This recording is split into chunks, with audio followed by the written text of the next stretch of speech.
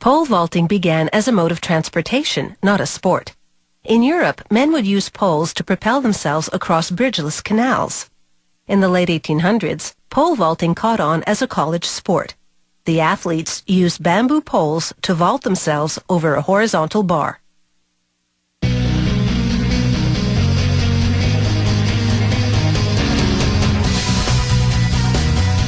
Today's poles are incredibly lightweight, yet strong enough to absorb the vaulter's energy, then throw it back to propel him over the bar.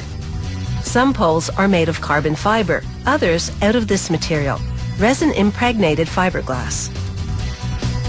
The first step is to spread out the material and cut out the pole pattern. Meanwhile, a slitter machine cuts the same material into strips of a specific width. Then it winds each strip into its own roll.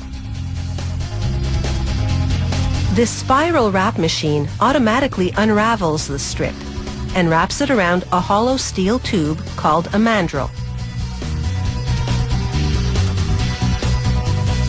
This first layer of fiberglass gives the pole its flexibility.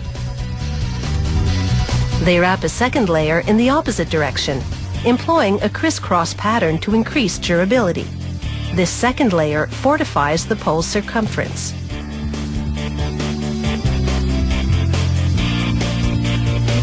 For the next layers, they remove the mandrel and lay it on a table. Now it's time for those fiberglass patterns they cut earlier. They heat the edge of the first one with an iron, melting the resin in the fiberglass until it's tacky.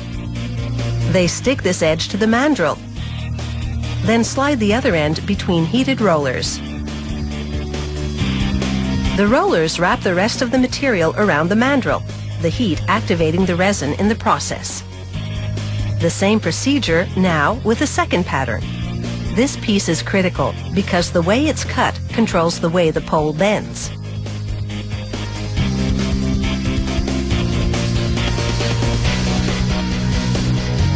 The mandrel and its multi-layer fiberglass coat now go into an oven.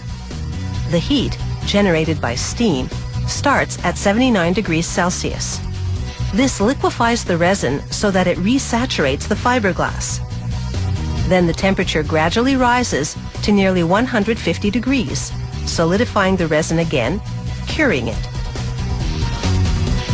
This entire process takes about 45 minutes from start to finish.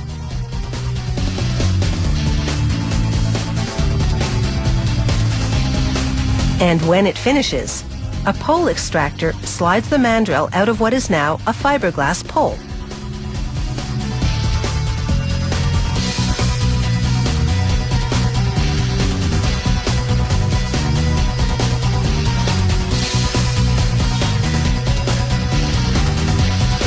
The pole moves onto a flex machine. In part, this is a stress test. If there's any type of defect, the pole will crack or break. But the flexor also permanently puts a specific degree of curve in the pole, which helps the athlete vault higher. Now they make what's called the soft side mark. This helps the pole vaulter locate the bend in order to know where to grip the pole.